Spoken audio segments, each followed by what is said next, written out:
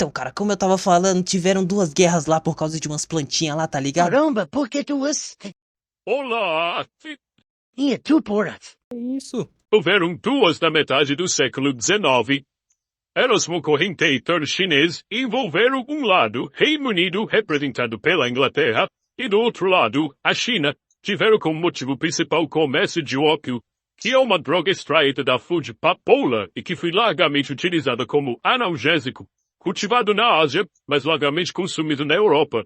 E também na América, principalmente no século XIX, mas também no início do século XX.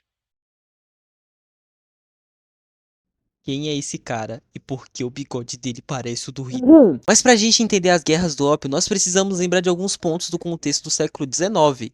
O contexto do imperialismo e o contexto do neocolonialismo. Potências europeias estavam dividindo territórios no continente africano, no continente asiático, naquela desculpa ali de que eles estavam levando a civilização para povos africanos e povos asiáticos. Bom, mas isso era o imperialismo, e está então nesse contexto, no contexto do século XIX, do imperialismo e do neocolonialismo, que ocorrem as guerras do ópio. E o que a Inglaterra tem a ver com isso? Tudo, porque a Inglaterra foi uma das principais potências beneficiadas envolvidas nesse processo colonial. A Inglaterra e também a França, para vocês terem uma ideia, vamos pegar o caso da Ásia. Na Ásia, a Inglaterra teve como colônia a Índia. Bom, e além disso, é um exemplo, mas assim como as guerras do ópio, a Inglaterra vai chegar, por exemplo, a locais como Xangai e como Hong Kong.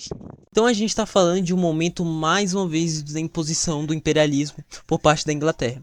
Entre todos os produtos que eram negociados, principalmente o ópio, ele foi consumido em larga escala e em muitos territórios, principalmente para tratadores. Ele era utilizado como analgésico, principalmente um analgésico, como analgésico, principalmente um analgésico viciante, e visto como uma droga, mas algumas pessoas ainda utilizavam para fins recreativos. Então os caras faziam uns grupinhos assim, né, para usar o ópio, né, para fins recreativos, né. E o pior disso é que os chineses ainda incentivavam outros chineses a usar o ópio, né. Então, os imperadores chineses eles viam o uso do ópio como algo muito perigoso para a população, visto que o ópio ocasionava uma dependência. Bom, e aí a partir de 1800 a China ela vai criar um decreto proibindo o consumo do ópio na China.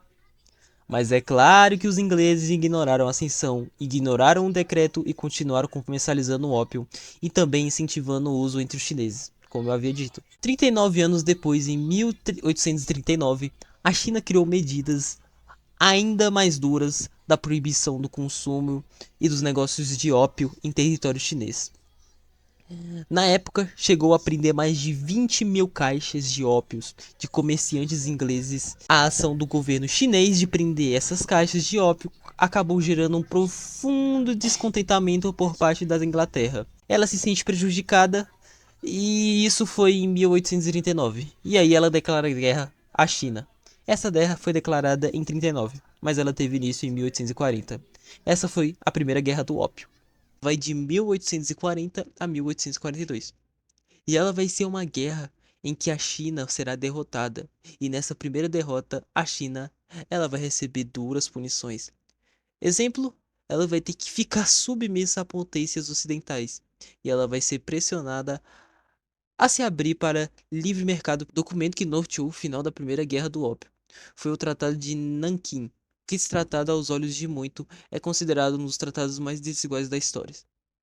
Ele determinava que a China deveria ficar submetida às potências ocidentais e mais uma vez determinava a abertura do mercado chinês ao livre comércio, e não demorou muito para o Tratado de Nanquim ser rompido, porque em 1856, ou seja, pouco tempo depois da Primeira Guerra do Ópio, o governo chinês acabou embargando alguns navios ingleses no território da China.